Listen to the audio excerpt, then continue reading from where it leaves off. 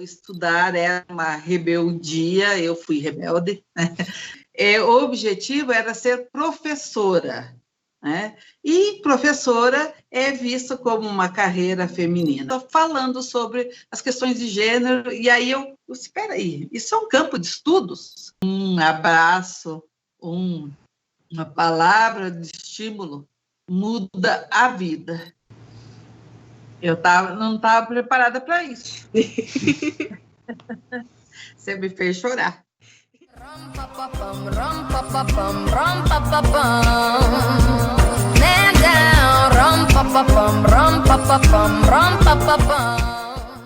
Oi, gente, tudo bem com vocês? Estamos hoje com mais um Meninas nas Ciências e hoje nós vamos viajar de novo para o sul do nosso país, onde a gente vai conhecer a história da doutora Lindamir Salete Casagrande.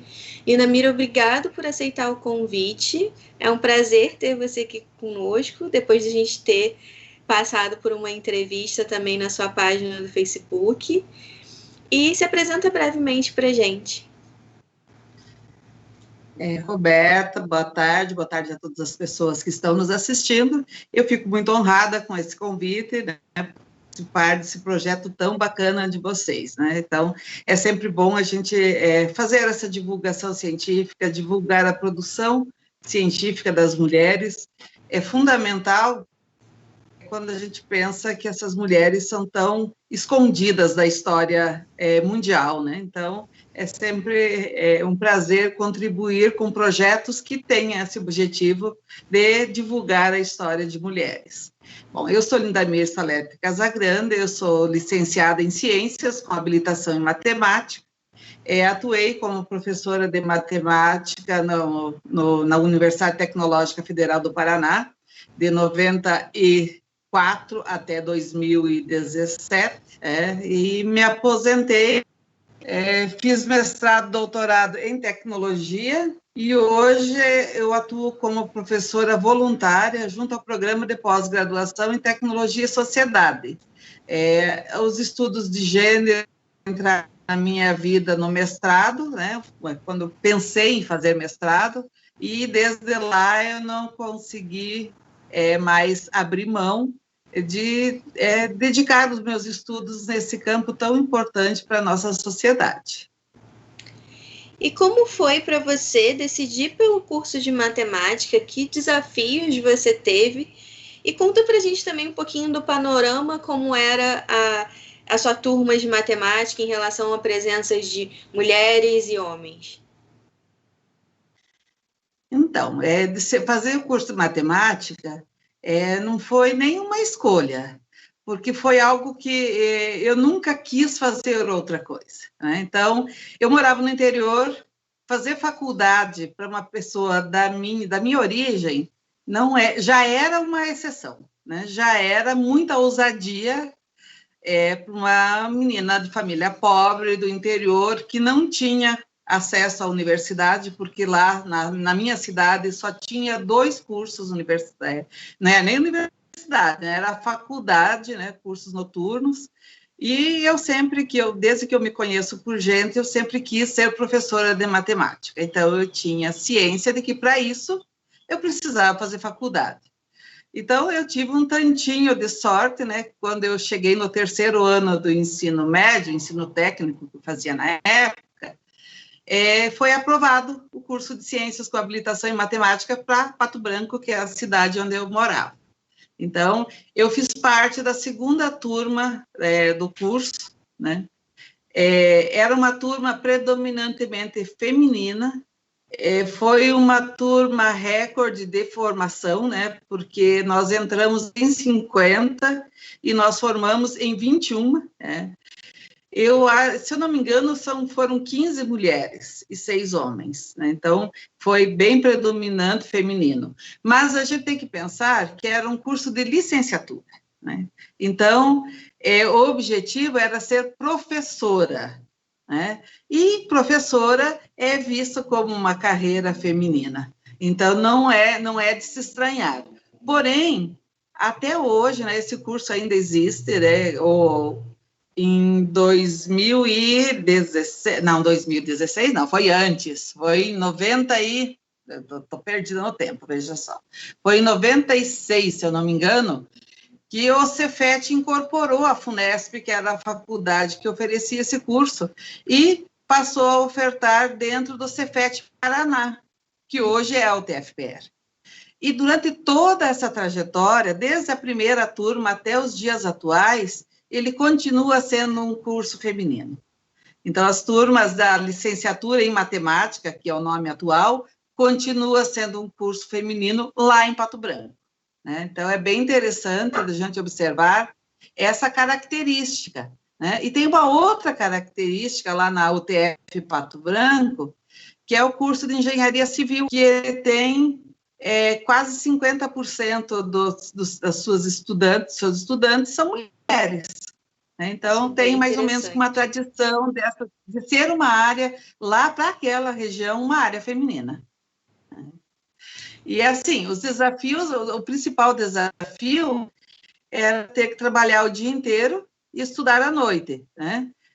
Quando eu disse que eu faria matemática, as pessoas me taxavam de louca, né? Louca por querer estudar primeiro, né? Porque não era normal, né? Eu trabalhava no supermercado e eu era a única que fazia faculdade. Então, eu trabalhava o dia inteiro pesado e à noite comia alguma coisa, passava correndo embaixo do chuveiro, né? Porque não dava tempo para comer direito e tomar direito, e tinha que fazer as duas coisas. E ia para a faculdade.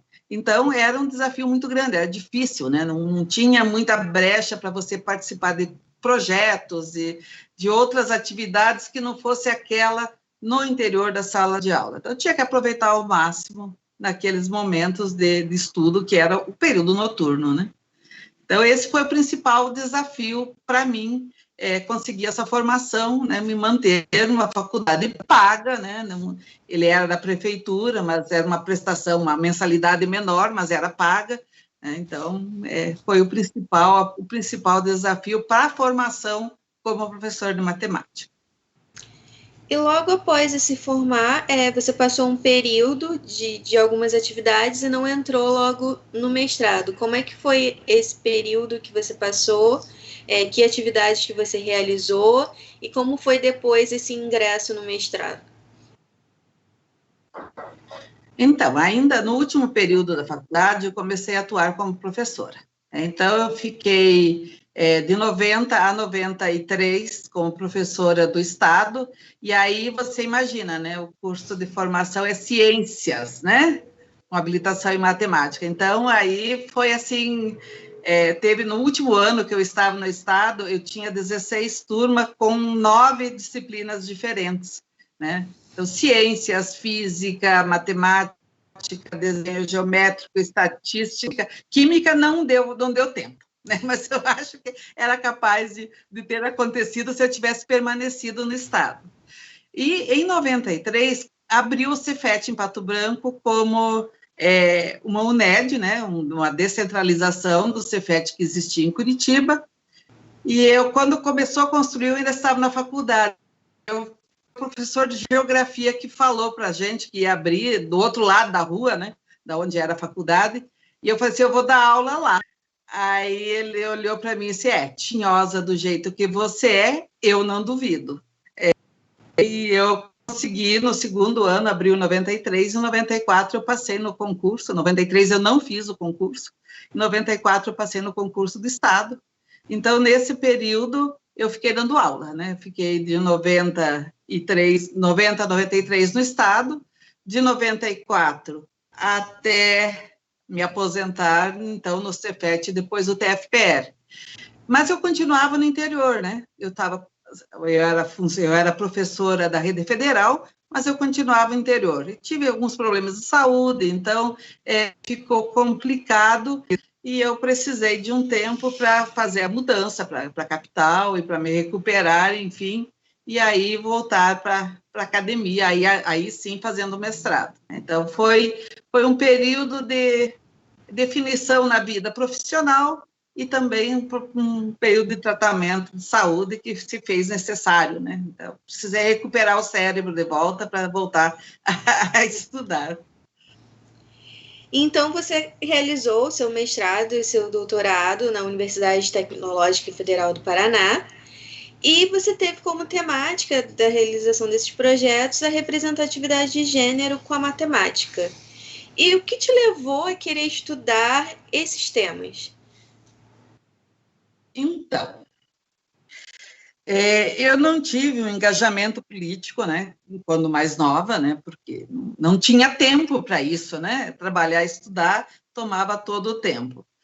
Mas eu me incomodava com algumas coisas que eu percebia dentro de casa, principalmente, né, que era uma desigualdade na questão do trabalho doméstico, né, a gente trabalhava, morávamos eu, a minha irmã e o meu irmão, e eu e ela que tinha que cuidar da casa, ele não, né? E a divisão do custo da casa era entre os três.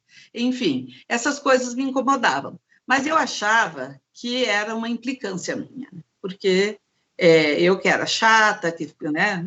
Porque eu não me conformava muito com o papel que a sociedade impunha a nós mulheres, né? Desde nova, né? Eu não sabia que isso era ser feminista, mas era, né? Quando eu vim para Curitiba, eu ainda estava me recuperando do problema de saúde, o médico recomendou que eu me afastasse de sala de aula. E aí eu fui trabalhar na secretaria do PPGTE, né, do Programa de Pós-Graduação em Tecnologia. E ali comecei a conversar com os mestrandos, com os professores, né, e eles disseram, poxa, Linda, você tem formação, vamos fazer o mestrado, enfim. Eu disse, pois mas eu preciso me recuperar um pouquinho, enfim, demorei um pouquinho para decidir. E aí, conversando, foi o dia que caiu a ficha, tinha 2 alunos, um aluno e uma aluna, parados na frente da minha mesa, falando sobre as questões de gênero, e aí eu disse, espera aí, isso é um campo de estudos, né? Eu disse, claro que é. E aí caiu a ficha, aí eu comecei a pensar, mas assim, o meu amor maior sempre foi a matemática. Então, eu não queria abandonar totalmente a minha matemática, né? Era um lugar onde eu sempre quis estar, né? Eu sempre quis ser professor de matemática. E aí, poxa, né? É uma opção. E aí eu fiz o projeto, né, que resultou na dissertação de mestrado, para analisar as representações de gênero nos livros didáticos de matemática. E quando eu conversei a primeira vez com a professora Marília, que foi a minha orientadora, ela virou para mim e disse, mas tem? Eu disse, se tem. Porque matemática parece alguma coisa estéril, né? É só número, né? Então, mas principalmente na 5ª e na 6ª série, os conteúdos são introduzidos por meio de enunciados, né? E aí eu me lembrava lá, quando eu estava na 5ª, 6ª série, os enunciados eram assim, um pai ganhou uma herança e resolveu dividir entre seus 3 filhos, João, Joaquim e José. Não aparecia a mãe, não aparecia a filha, e eu brinco que se tivesse um animal de estimação, seria um cachorro, jamais uma cadela, né? Porque não existe espaço para fêmea naqueles enunciados, não existia. E aí foi o que eu fiz, né? Desenvolvi a dissertação, e foi bem bacana, os resultados foram bem interessantes, né? Porque fazia tempo, né? Eu havia passado pelos bancos escolares e usado o livro de 5ª e 6ª série, mas os mesmos enunciados estavam lá, né? Então, não houve essa mudança, né? E é fácil, né? Porque você pode manter o mesmo enunciado, mas põe ali um nome feminino, enfim, né? Aproxima da realidade, né? Então, mostra que as mulheres fazem parte da vida, não é só da vida científica, é da vida, né? E os enunciados excluíam as mulheres, inclusive, da vida cotidiana, né? Na herança, no caso, esse é um problema bem típico, que continua existindo, né? Por incrível que possa parecer, continua existindo. Então, eu comecei a estudar, aí me encantei pela temática, aí me encantei pela história das mulheres, né, que veio ali meio que junto, né, assim, poxa, cadê essa mulherada que fez pesquisa, desenvolveu, as mulheres criam muita coisa e são muito inventivas, né, eu acho que a maioria da população não sabe que o elevador foi criado por uma mulher, né? O elevador está aí, você consegue... Eu não consigo imaginar morando aqui no 13º andar se aquele elevador não funcionar, né?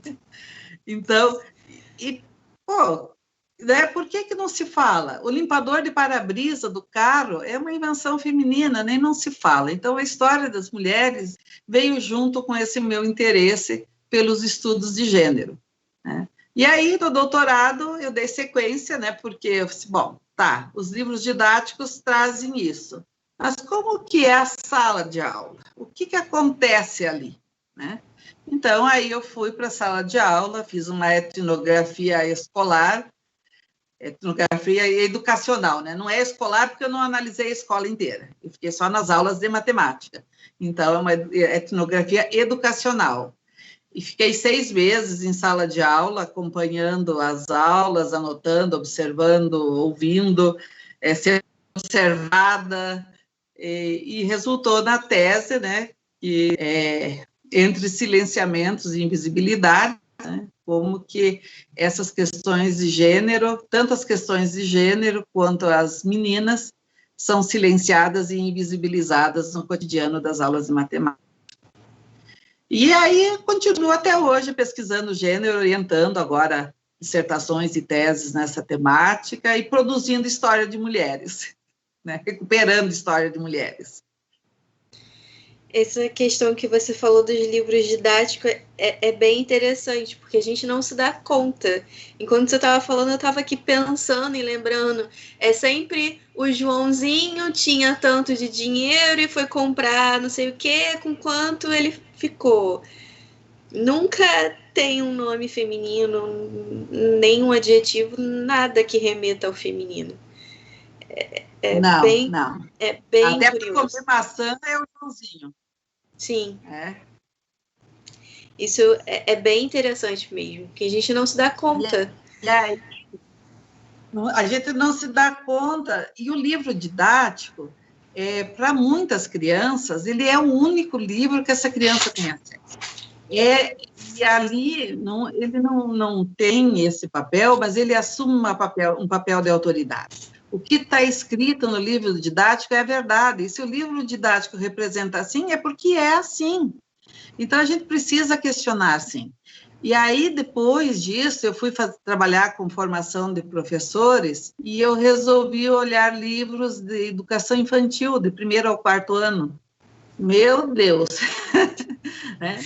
Porque, assim, já vem desde ali, né? Quando você pega um livro de ciências e aí você tem uma imagem que eu acho fantástica para análise, né? Mas eu acho catastrófica para a formação das crianças, né? Que tem uma imagem com a mudança do estado físico da água, né? Então, tem lá, as crianças estão fazendo experimento com gelo, né? E aí tem uma menina com esse gelinho numa bacia na cozinha. E o menino com o gelinho na bacia lá no sol, né? Então, você está dizendo só, né? Primeiro que isso não serve para nada, né? Porque para que as crianças aprendam, elas teriam que estar as duas na cozinha e depois as duas no sol, para ver que o sol, a temperatura do sol faz o gelo derreter mais rapidamente. Aí teria um aprendizado. E você veja que é uma mudança simples, é só pôr as duas crianças nos 2 ambientes, né? Mas por que tem essa representação tão diferenciada? Para a mesma ação, as duas crianças estavam observando a mudança de estado da água, mas tão estereotipada, né?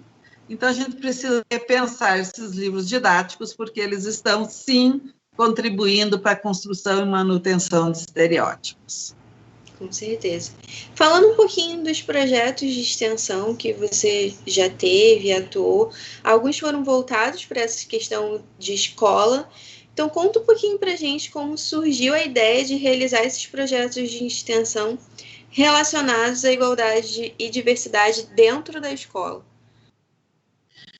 Bom, eu pertenço ao Núcleo de Gênero e Tecnologia, atualmente sou coordenadora, né, mas desde 2002 eu participo desse grupo de estudos, que existe desde 2000, né, então eu sou quase da idade a minha participação é quase da idade do grupo, então é um grupo bem sólido e consolidado, né?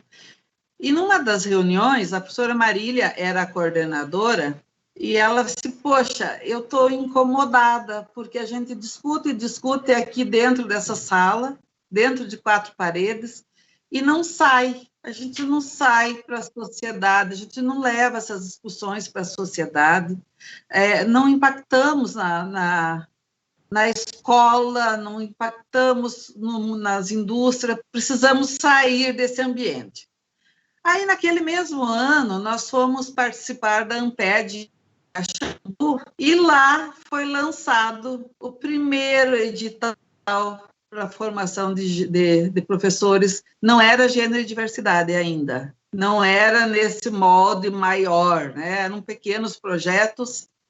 E eu disse, opa, né? A Marília estávamos eu e a Marília lá em Caxambu, aí nós já vamos participar. Então, em 2006, nós tivemos o primeiro projeto aprovado, né? Nós fizemos em parceria com a UFPR, campus, setor litoral, lá em Matinhos, morrendo de medo, né? Nós fizemos um projeto para formar 40 pessoas, e nós atendemos 160, porque a procura foi muito grande. Você veja que nós atendemos as 160 com o recurso de 40, né? Porque nós tínhamos dinheiro para 40. Né? E a gente descia todo o final de semana, na sexta-tarde, vinha um carro da UFPR, nos buscava, nós ficávamos lá no apartamento de uma das participantes, acampadas, né? Porque é apartamento de praia, trabalhávamos sexta-noite e sábado até o meio-dia, então era um trabalho pesado, porque a gente já tinha trabalhado a semana inteira, né? Mas não só para nós, para aquelas mulheres e homens que também trabalhavam a semana inteira nas escolas e no horário que eles tinham para descansar, eles iam para o curso. Então, foi muito bacana, nós tínhamos receio, né? Não sabia como que ia ser, não sabia qual seria a situação. Matinhos é uma cidade que tem um IDH muito baixo, por isso a gente escolheu Matinhos. Também porque tinha parceria da UFPR, né, que poderia disponibilizar espaço e, enfim, a estrutura. E a gente tinha um receio por conta da questão da religião, porque lá tem muitas pessoas evangélicas, né? A gente achou que ia ter algum tipo de resistência por conta disso, né? Mas não, foi um projeto muito bacana, a gente ficou muito feliz com o resultado. Produzimos um livro, aliás, eu esqueci de pegar os livros, produzimos um livro, resultado, né, com a produção, com a produção das participantes e com o nosso conteúdo trabalhado também. Então, foi muito interessante. E aí, conforme a gente foi ganhando experiência, nós viemos para Curitiba. De novo, nós previmos 160 vagas e tivemos 500 inscritos, atendemos mais de 500 pessoas. Também no final de semana, sábado, o dia inteiro, porque aí tinha que adequar, então algumas tínhamos turma sexta-noite e sábado de manhã, outra sábado o dia inteiro.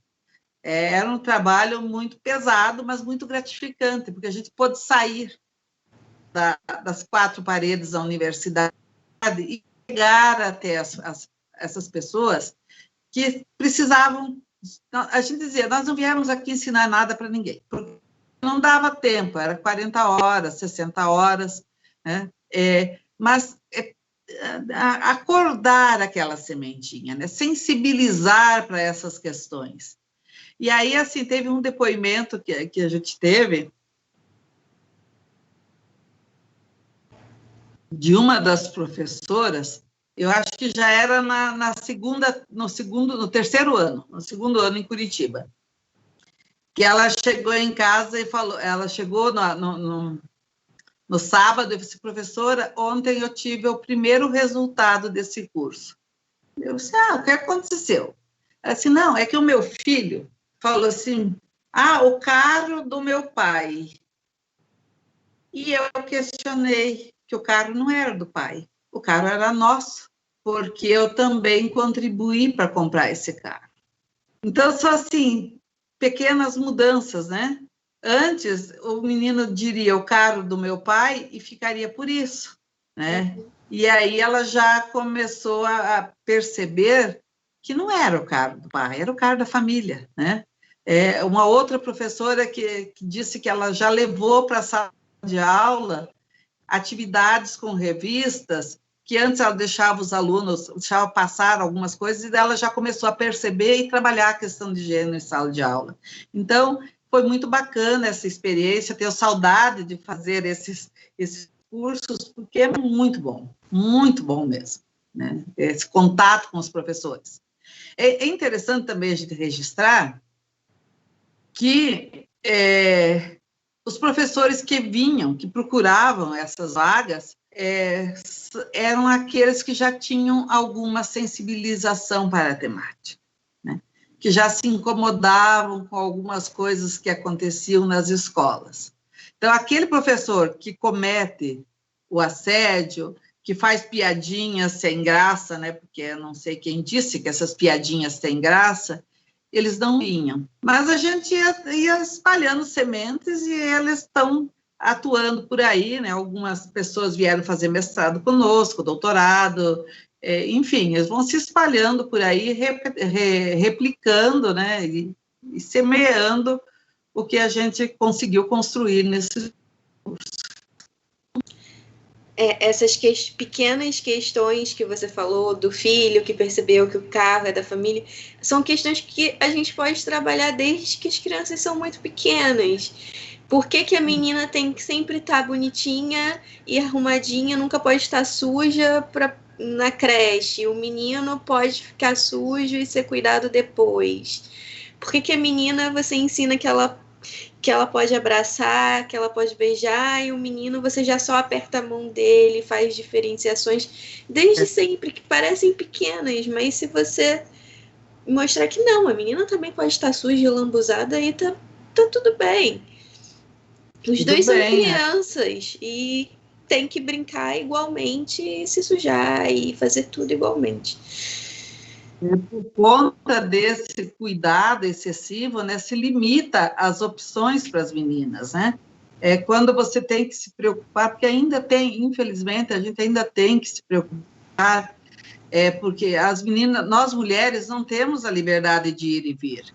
Isso vem desde muito cedo, né? Porque a maior incidência de abuso de crianças é contra meninas, né? Então, elas já têm a sua circulação limitada desde pequena.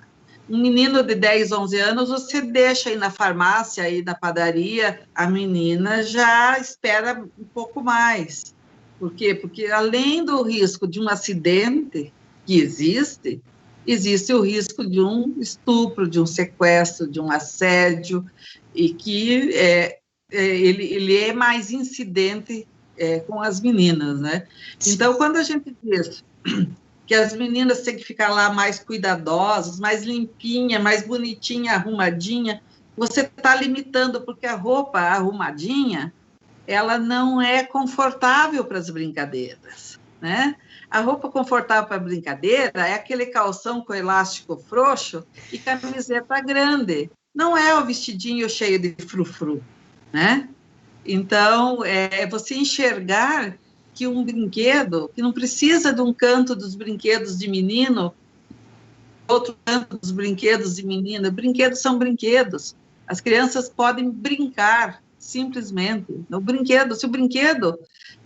Se existir um brinquedo que deve ser separado por sexo, ele não é brinquedo, né? O brinquedo é para libertar a cabecinha, para libertar a criatividade, desenvolver a criatividade, né? Nós queremos e precisamos que os homens sejam cuidadores, que eles sejam afetivos, que cuidem dos filhos, que assumam a sua parcela no cuidado dos filhos e da casa. E nós precisamos ensinar eles a fazerem isso, né? E não esperar que as mulheres entreguem tudo pronto para eles. E para isso a gente precisa começar desde cedo, né? Dando panelinha, deixando, né? Não é deixando, né? Porque a gente não tem que deixar, isso é normal. Tem que ser normal eles brincarem de boneca, de casinha, de panelinha, de fazer comidinha. Tem que ser normal as meninas brincarem de jogar bola, de carrinho, de correr na rua, de cair, ralar o joelho. Tem que ser normal, não pode mais haver essa separação que ela limita muito as habilidades de um e de outro, né? Isso não é só ruim para nós mulheres, é ruim para os homens também. O machismo é ruim para os homens. Sim. Bem, né? Sim. Porque exige deles algo que nem todos eles estão dispostos a fazer, né? E aí acaba resultando em muita violência e muita brutalidade por parte de alguns, né?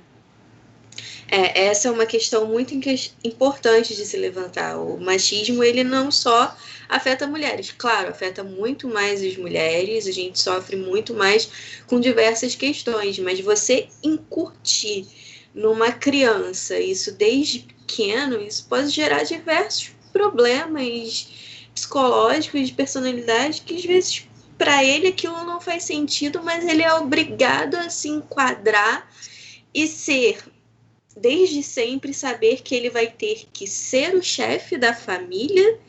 E isso é um grande peso. Por que só eu, homem, tenho que ser o chefe da família? Por que eu não posso dividir isso? Por que só a minha mulher tem que fazer as obrigações da casa e eu não posso ajudar isso? Eu acho que quando os homens começam a ter essas percepções de que eles podem ajudar, de que eles podem ser frágeis, de que eles não precisam ser os chefes majoritários da família, e começa a ter esses exemplos dentro de casa, as crianças também começam a desconstruir um pouco essas visões. Sim. Até porque eles não são mais, né? Eles são mais o provedor principal. O provedor único eles nunca foram, né? Porque essa história que a mulher não trabalha não existe, né? A mulher trabalha de graça, trabalha sem remuneração, para que o homem possa desenvolver-se profissionalmente e desenvolver sua carreira. O fato de ficar em casa, cuidando da casa, providenciando comida, cuidando dos filhos, roupa lavada, tudo em dia, essa tranquilidade que esse trabalho não remunerado dá aos homens para que eles possam se desenvolver profissionalmente, é trabalho. Então, não existe essa ideia de que mulher não trabalha. Trabalha, sim. Ela não é remunerada para tal, mas trabalha. Mas, no mundo atual, eu não conheço família jovem, casal jovem, que só o marido trabalha. Eu não conheço. Trabalha remuneradamente, tá? Eu não conheço. Todas as famílias que eu conheço de casais jovens, os dois contribuem para a renda familiar, para o sustento financeiro da família. E nem todos esses casais, os dois contribuem para o sustento de cuidado e de apoio nas atividades domésticas. Então, precisa haver essa divisão, né? Só quando houver uma igualdade dentro de casa é que vai haver igualdade lá fora, né? Porque as mulheres querem ir para o mercado de trabalho. Sim, nós queremos ir para o mercado de trabalho. Queremos ser reconhecidas como profissionais. E queremos assumir a nossa parte das atividades domésticas, mas só a nossa, não toda, né? Não toda. Então, divide que fica tudo muito mais simples, né? Cada um assume a sua parcela, fica mais simples, mais fácil, mais igualitário, e ambos conseguem, ambos não, a família toda consegue se desenvolver mais igualitariamente. Sim, e não só dividir para ficar melhor para a família e crescer e ter um ambiente mais saudável, mas dividir e saber que está tudo bem dividir isso. Você pode dividir com a sua mulher e você não vai ser menos homem por estar fazendo essas tarefas. Como ela não vai, como você também não pode desmerecer todo o trabalho que ela faz fora de casa. Então, entender que essas questões também tá tudo certo é importante. E tá tudo certo que ela ganhe mais que ele também. Exatamente. né? Que tenha uma posição As acima. mulheres estudam mais que os homens, né? Tem mais anos de estudo, né? Então elas estão se preparando melhor. E está tudo bem se a oportunidade melhor surgiu para elas. Está tudo bem, né? Então a gente precisa desmistificar esses estereótipos que foram construídos e de uma forma muito sólida, né? Não é fácil a gente quebrar esses estereótipos. E às vezes está tudo bem para o casal, basta lá a família olhando assim, pô, mas o fulano é sustentado pela mulher, ela manda nele, ela não manda nele, ela só tem uma renda maior, e está tudo certo, né? Que bom que ela conseguiu, né? Exatamente.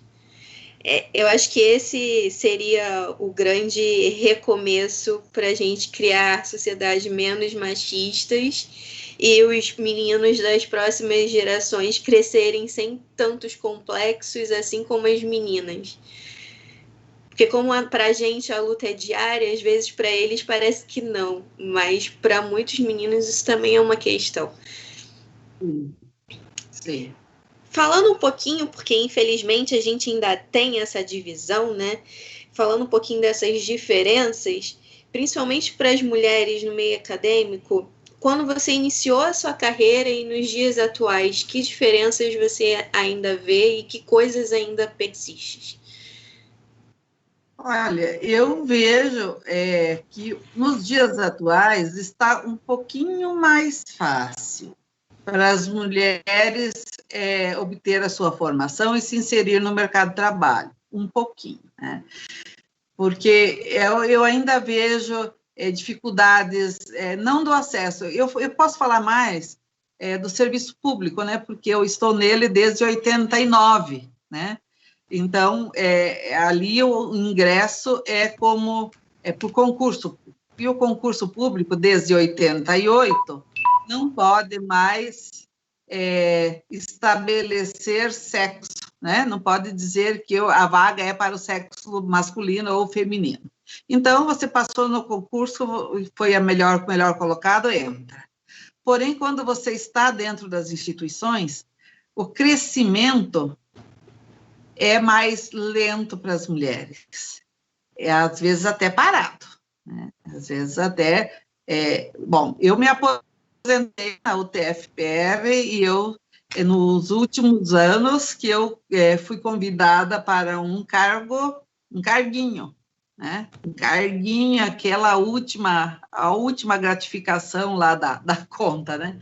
Não me foi oportunizado crescer dentro da gestão, enfim, da instituição. Eu fiquei como docente do início ao fim e ponto, né? Então, a gente vê que ainda existe. A UTFPR, até hoje, não teve nenhuma reitora, né? Aliás, teve uma candidata a reitora. E, durante o período de eleição, o principal defeito apontado pelos os outros candidatos, né, com relação a ela, é que ela não tinha prática, ela não tinha experiência como gestora, né? Mas como é que você vai ter experiência se você não tem acesso aos cargos de gestão? Então, ainda existe, ainda permanece essa desigualdade, não no acesso, e sim na permanência e no crescimento dentro das profissões. Felizmente, com a interiorização das instituições públicas, a possibilidade de formação ampliou bastante, né? Porque quando eu fiz faculdade, a única faculdade pública que existia, a Universidade Federal que existia, era em Curitiba, né? E aí existia aquele receio, aquele controle, né? Aquele controle, que se dizia que as filhas vinham para Curitiba estudar e voltavam com um diploma no colo, que o diploma era o filho, né? Porque engravidava, enfim. Então, tinha aquele receio de que se a filha viesse para Curitiba, ela ia se perder, né? Tinha aquele discurso. Se tinha só condições de mandar um filho estudar fora, era o filho homem, nunca era a filha mulher. Então, a possibilidade, para mim, que era pobre, então, né, não tinha, eu já tinha perdido meus pais, então eu tinha que trabalhar para me sustentar, não tinha de onde tirar nenhum tipo de recurso. Essa possibilidade era inexistente, né? Se não abrisse um curso lá, meu sonho de ser professor de matemática ia para as cucuias, não por falta de vontade, de capacidade, sim de oportunidade. E aí a gente tem que questionar a questão da meritocracia, né? Porque teve mérito meu, sim, mas eu tive a oportunidade. Então, não adianta você ser inteligente, você ser capaz, você ter vontade, se você não tem oportunidade, né? E eu acho que falta ainda muitas oportunidades para as mulheres, que se formam em engenheiras, que se formam em diversos cursos e não conseguem entrar no mercado de trabalho, né? Isso é algo que nós ainda precisamos reverter, mas está mudando aos poucos, né? Nós não estamos paradas, não. Eu acho que da minha geração para a tua já tem uma grande diferença, da tua para a próxima, a gente vai sentir uma grande diferença também, né? A gente vai um passinho de cada vez, mas sempre firme e buscando, não aceitamos, não vamos voltar para a cozinha, não que a cozinha seja um lugar menor, a gente até pode ir para ela, mas dividida, né? Sim. Vamos dividir essa cozinha aí, não vamos ficar só nela, assim como os negros não vão voltar para as senzalas, e assim como as pessoas homossexuais não vão voltar para o armário, né? Então, nós saímos, nós conseguimos, né, nossos espaços e não vamos voltar. Só que cansa, né? A gente tem que lutar para tudo, né? Para tudo, todos os espaços não são para nós, é sempre uma barreira a mais, é uma energia que a gente tem que gastar para se manter nesse ambiente que a gente podia estar desenvolvendo nossos estudos, as nossas pesquisas, o nosso trabalho, gastando de outra forma, né? Então, tem ainda um caminho sensível, um caminho grande, mas está melhor. Tá? Eu vejo que melhorou, mas ainda não está, né?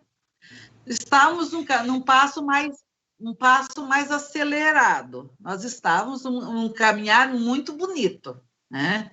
Caminhar a passos largos. Infelizmente, deram uma brecada no nosso caminhar, mas não fizeram com que a gente parasse, não. Nós não vamos parar, não. Vamos falar um pouquinho sobre o projeto Conversando Sobre, que você divulga lá na página do Facebook do Núcleo de Gênero e Tecnologia. Como foi que surgiu a iniciativa desse projeto e o que vocês esperam para o projeto no ano de 2021? Então, o projeto Conversando Sobre era um daqueles... aquelas conversas na reunião do GTEC, né? Na última reunião do ano passado, não, 2019, já é ano retrasado, nós já mudamos de ano, estamos em 2021. A gente vai avaliar como que foi as atividades do GTEC no ano.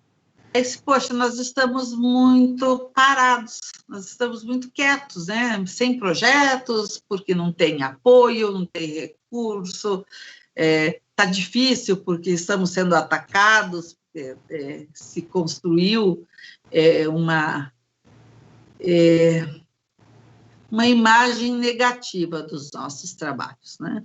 É como se a gente quisesse acabar com a família, nós não queremos acabar com a família de ninguém, muito pelo contrário, né? Nós defendemos as crianças, nós amamos as crianças, nós queremos que as pessoas sejam felizes, né? E aí, poxa, vamos fazer alguma coisa aqui perto, e resolvemos que nós íamos promover algumas falas, algumas conversas, rodas de conversas, em espaços não acadêmicos, né? Em bares, livrarias, cafés, e aí nas escolas do IFPR, a gente já tinha conversa, enfim, tínhamos vários locais já programados, algumas pessoas convidadas que haviam aceitado, tal, estavam já com uma programação legal. Fizemos a primeira atividade, disse, não, vamos começar, para testar, vamos começar em casa, né? Vamos começar com nós do grupo e dentro de casa. E aí, no dia 11 de março de 2020, nós fizemos a única edição presencial, que foi no pátio da UTFPR. Para quem não conhece, a maioria não conhece, né? A UTFPR tem um pátio coberto no centro dela. E ali fica em frente ao restaurante, né? Enfim, é a área central da universidade. E no horário do meio-dia. Meio-dia, nós fomos para o pátio central com caixa de som, e sentamos num cantinho e fomos conversar. E a primeira conversa foi sobre Marie Curie. Eu tinha fila para o restaurante, né, Ariu? Os alunos estavam na fila, e aí nós ficamos 1 hora ali conversando sobre Marie Curie, e os alunos não chegaram, não se aproximaram, mas o som estava espalhado pelo pátio todo, né? A gente observava lá encostado numa coluna, 2 ou 3, observando, prestando atenção ali, mais 3 ou 4, uma rodinha conversando e olhando para a gente, ou seja, estavam prestando atenção. E assim, na nossa avaliação, o resultado foi muito positivo, porque eles não podiam vir mesmo, porque eles tinham que almoçar, tinham aula logo depois, às 1 hora da tarde já tinham aula, então eles não podiam deixar de almoçar para vir ali, né, conversar conosco. Mas a gente queria mostrar que ali tem ciência, né? Quando você traz a história de mulheres, nós estamos fazendo ciência, né? Não é só a Marie que fazia, mas nós também fazemos. E aí, né, eu fui lá para o primeiro Simpósio Brasileiro de Mulheres nas STEM, que foi dia 13 e 14 de março. E eu brinco que aqui em Curitiba teve a véspera da pandemia, né? Porque dia 16 de março tudo fechou, né? Então, fechou e agora, né? Ficamos, porque aí a gente estava iludido, né? Acho que estava todo mundo iludido, achando que em 2 meses isso ia passar, né? Então, nós demoramos para perceber que não ia passar tão rápido e que nós precisávamos dar andamento de alguma forma. E aí começamos a conversar, vamos fazer algumas lives e tal, e aí em junho nós começamos com o projeto de lives, conversando sobre, eram assuntos diversos, né? Começamos com as pessoas mais de perto também, né? As amigas aqui mais achegadas, para aprender, né? Nós estávamos aprendendo, não tínhamos nenhuma habilidade, nenhuma familiaridade com as redes digitais. E aí o projeto foi ganhando corpo, foi crescendo, e durante o ano de 2020 nós fizemos mais de 80 lives. Então, assim, e aí a gente tinha pessoas desde jovens cientistas, como a Karine e a Juliana, e a Pamela e você, né, que são jovens cientistas, como nós tínhamos os nomão, né? Os nomão, aquelas pessoas que são as nossas referências, né? Marília Gomes de Carvalho, Marília Pinto de Carvalho, Cecília Sardenberg, Márcia Barbosa, Joana Pedro, Joana Dark Félix, Sônia Guimarães, eu vou esquecer de muita gente, mas, enfim, eram pessoas de todo o país, algumas, o meu parceiro de projeto que levou comigo, não é parceiro do projeto, o projeto não era meu e do Michel, não é meu e do Michel, o projeto é do GTEC, só que eu e o Michel é que conduzimos o projeto nesse ano, né, nesse ano 2020. Então, ele esteve, ficou 1 ano na Colômbia, ele tinha contato de pessoas de lá, então nós tivemos algumas pessoas da Colômbia que participaram conosco, né? E a gente foi ficando ousada, né? Eu via alguém, assim, olha, essa pessoa é interessante, já adicionava lá no Instagram, no Facebook, fuçava a vida dessas pessoas, conseguia o contato, convidava, e a maioria das pessoas aceitou participar conosco. Então, nós temos conversas maravilhosas. E aí, né, essas cabecinhas que não param quietas, né, começou a se, poxa, esse projeto precisa dar um passo a mais, né? Aí, conversando com o Michel, eu disse, vamos organizar um livro, um e-book, né? Porque aí a gente tem uma forma de compartilhar e fazer circular, e vamos registrar de outra forma essas conversas. Então, no final no mês de dezembro, nós preparamos o convite, mandamos o convite a todas as pessoas que participaram das lives. A maioria aceitou, então nós estamos organizando, eu acho que vai dar mais do que um e-book, né? Com essas falas, né? Convidamos as participantes e os participantes a escreverem um texto com base nessas nossas conversas para compor esse ou esses e-books, né? Que a gente pretende lançar esse ano. Esse ano 2021, agora acabando janeiro, a gente já vai começar, acho que em março a gente volta com as lives. Vamos mudar para o YouTube, né? Já criamos o canal do YouTube do GTEC, então vamos retomar, aí vamos convidar outros membros do GTEC para vir conduzir essas conversas conosco, porque 2020 foi um ano de aprendizado, então agora a gente já aprendeu um pouquinho, dá para a gente chamar outras pessoas para vir conosco, né, para diversificar as conversas, diversificar os pontos de vista, né, porque dá trabalho, né, você sabe disso, né, é muito prazeroso. Eu estou sentindo falta das nossas conversas quase que diárias, né? Chega à noite e diz, poxa, o que eu vou fazer hoje? Não tenho uma live para fazer, né? Não tenho... Enfim, então o projeto vai ter continuidade, a gente não sabe ainda direito o formato, quantas por semana, talvez um ritmo um pouquinho menos acelerado, né? Mas vai ter continuidade em 2021, porque é fundamental que a gente divulgue o que a gente faz nas universidades, né? E a gente faz muita coisa boa, né?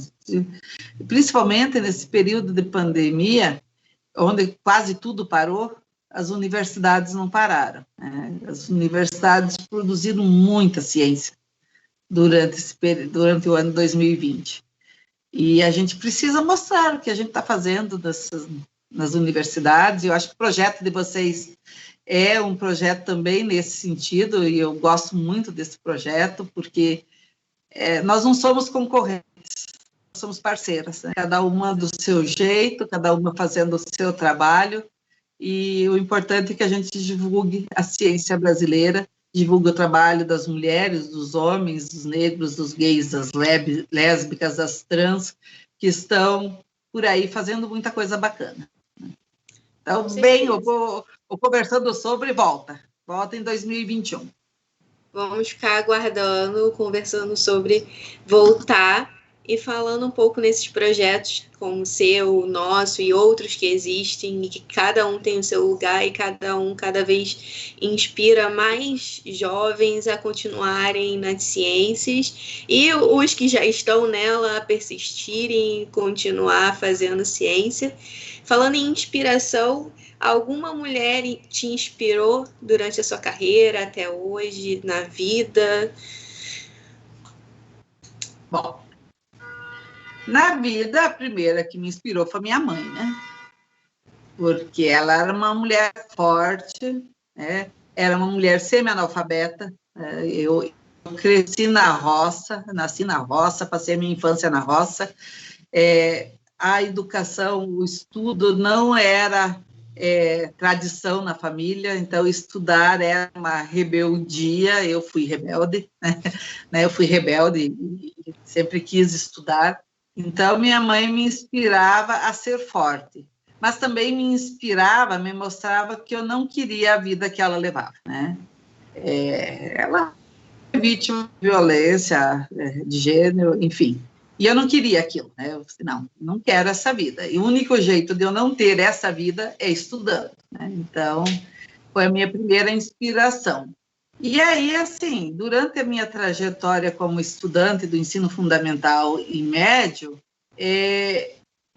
eu tive mais professores homens que me inspiraram, até porque os professores de matemática, que era a minha paixão, eram homens, né? Então, a primeira pessoa para quem eu contei que eu queria ser professora de matemática foi o professor de matemática na 7ª série, o professor Pedrinho, Pedro Newton Plá, né? E ele, quando eu falei isso para ele, eu sei, porque quando algum aluno diz que quer fazer matemática, eu fico toda feliz, né? Porque é a minha área, a área que eu gosto, era a área que ele gostava, né? Então, a partir do momento que eu falei para ele isso, ele foi meu professor na 7ª e na 8ª série. Eu mudei de colégio, cheguei no outro colégio e estava ele lá, né? E ele me chamava de minha mestra, né? Porque quando a gente está resolvendo o problema no quadro, a gente comete alguns errinhos, né? Era sempre eu quem achava esses errinhos para corrigir. Então, ele dizia que eu era a mestra dele, e ele fez uma profecia, né? Quando eu encontrei com ele no supermercado e falei que estava fazendo faculdade, né, de matemática, ele disse: quando eu me aposentar, você vai pegar as minhas aulas. No ano que ele se aposentou, eu passei no concurso do Estado, né? E eu passei em primeiro lugar, então eu escolheria as aulas, ou seja, eu poderia pegar as aulas dele. Não peguei, porque daí eu também passei no Cefet e fui para o Cefet, né? E daí os outros 2 professores do ensino médio, o professor, né, que sempre foram, eles não me deixaram. O professor Colombo foi o que não me deixou desistir, né? Eu comecei a trabalhar até às 7 horas da noite, trabalhava no supermercado, como caixa, eu tinha que ficar até o último cliente sair. E isso, às vezes, era lá 7h15, 7h20, e a aula começava às 7h30. Era longe, Moro acima, né? Então, eu chegava atrasada, estava perdendo algumas aulas. Um dia eu falei com esse professor, eu disse: professor, acho que eu vou desistir, porque tá difícil. Daí ele perguntou, se interessou, né? Daí eu comentei, ele disse: não, de jeito nenhum, você não vai desistir. E então,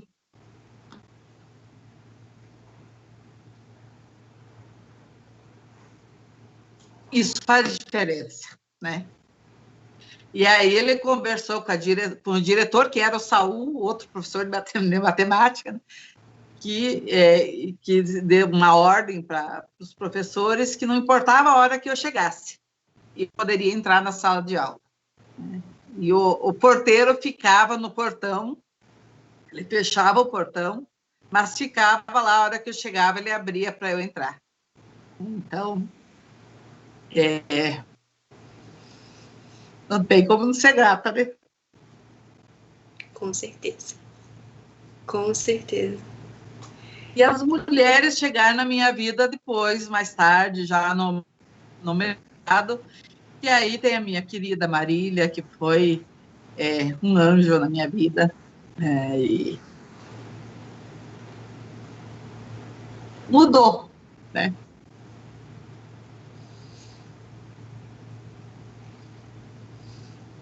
Eu não estava preparada para isso. Você me fez chorar. Então, sempre existe, né? Sempre existem mulheres que apoiam outras mulheres, e isso é fundamental que a gente faça. Porque, às vezes, um abraço, uma palavra de estímulo muda a vida, né? Então, a professora Marília fez isso comigo, o professor Saul, o professor Colombo, o professor Pedrinho, a Marília, a minha mãe, que me mostrou que a gente precisa ser forte, sim, né? A vida vai dizer muitos nãos para a gente, e a gente precisa resistir e seguir em busca dos sonhos, né? E precisa sonhar também, né? A gente precisa sonhar. É a primeira coisa que a gente precisa fazer, é sonhar, porque senão a gente não mexe nem um palmo para conseguir conquistar esses sonhos, né? Então, a gente precisa sonhar. A gente precisa deixar as meninas sonharem, precisa deixar as crianças pobres sonhar, para que elas possam mudar as suas vidas, né? E se você pudesse encontrar a Linda Mir do passado, essa Linda Mir lá do início da graduação, entrando para a graduação, o que você diria para ela? Obrigada. Obrigada por não desistir. Acho que é isso. A gente já está no final da nossa entrevista, não vou fazer mais você chorar, prometo. Mas é um choro bom, é um choro de recordação e de alegria e de gratidão por todo o caminho e por tudo que você alcançou, que faz a gente reverberar esse sentimento de persistência, de que nós mulheres temos alguns percalços, mas nós também temos esses pequenos anjos durante a nossa trajetória com certeza, que nos ajudam e não nos deixam desistir e continuar e ir até o nosso objetivo. Algumas pessoas dizem que eu sou teimosa, mas eu prefiro dizer que eu sou persistente. Às vezes a gente precisa teimar para conseguir as coisas, né? Porque se a gente desistir na primeira dificuldade, não chega a lugar nenhum. Então, se disserem para vocês, meninas, que vocês são teimosas, pois tudo bem, pode ser teimosa sim. Persistente é mais bonitinho, mas se quiser, não, eu sou teimosa, sim, teimem, insistam, não tenham receio de serem taxadas de teimosa. Se eu sou teimosa, e se eu conseguir me formar e chegar até aqui, graças a essa teimosia, tá tudo legal, tudo bem. Então vamos para nossas rapidinhas. Eu vou falar algumas poucas palavras e você me diz o que ela representa para você em uma palavra ou em uma frase. Matemática. Matemática. Beleza. Beleza e necessidade. A gente precisa da matemática. Gênero. Gênero. Eu acho que é uma forma de se viver no mundo. Não dá para a gente não pensar nas questões de gênero. Gênero é respeito, gênero é direito, gênero é amor. Né? A gente discutir gênero, a gente lutar por igualdade de gênero é lutar pela vida. Meninas nas ciências.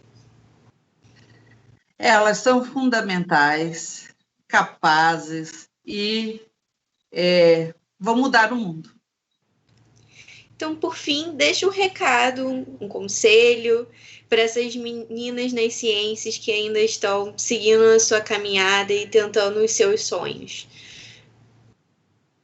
Meninas, um conselho: não desistam, não deixe que ninguém diga que vocês são incapazes, que esse lugar não é de vocês, esse lugar é de vocês sim, vocês são capazes sim, nós somos capazes, vocês têm direito à sua vida, a exercer a profissão que vocês quiserem, né? Vocês podem, vocês têm capacidade. Então, sonhem e sigam em busca dos seus sonhos. Se alguém disser que vocês não podem, ou não devem, ou que aquele lugar não é de vocês, vocês usam aquela palavrinha que começa com F e termina com A e sigam em frente, né? Porque as dificuldades existem, o nosso caminho é mais difícil do que o dos homens, mas a ciência é linda, a ciência é gratificante, a ciência muda a vida, né? Nós temos mulheres fantásticas que fazem ciência, para nenhuma delas foi fácil.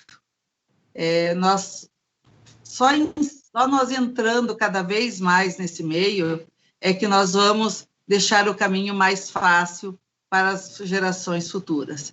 Nós, tanto eu quanto a Roberta, esperamos deixar um caminho um pouquinho mais fácil para vocês que estão vindo depois de nós. Nós estamos tentando e nós precisamos que vocês acreditem em vocês. Acho que esse é o principal. Acreditem nos seus sonhos e sigam em frente. Não deixe ninguém desestimular. Esse espaço, a ciência é linda e necessária. Acreditem na ciência. A ciência é necessária. Deixem as fake news para lá, né? E vamos fazer ciências. E não pensem que as ideias que vocês têm são bobas. Toda a ideia, ela é boa. Precisa de ajustes, um ajuste aqui, outro ali, mas de todo mundo. Errar, não tenho medo, errei, falhei, não tem problema. Bora corrigir a rota e seguir em frente, porque nós somos capazes, sim, e nós temos direito, sim, e nós, enquanto humanidade, enquanto sociedade, precisamos de vocês, precisamos que vocês venham para as ciências.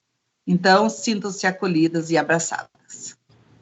Muito obrigada, Lindamir, por participar aqui com a gente. Agradeço muito por contar e dividir com a gente um pouquinho da sua trajetória, da sua vida. Agradeço a oportunidade de participar com vocês. Sempre que a gente puder, a gente vai se encontrar por esses caminhos, produzindo coisas, fazendo atividades juntas, e sucesso para o projeto de vocês, sucesso para o nosso projeto, e sigamos fazendo ciência e disseminando o conhecimento científico. Obrigada, Roberta, obrigada pelo convite, e obrigada a todas as pessoas que estão nos assistindo. Então é isso, gente. Logo voltamos com mais Meninas nas Ciências. Não se esqueçam de deixar aquele like no nosso vídeo, se inscrever no canal e também acompanhar as nossas redes do Instagram e do TikTok.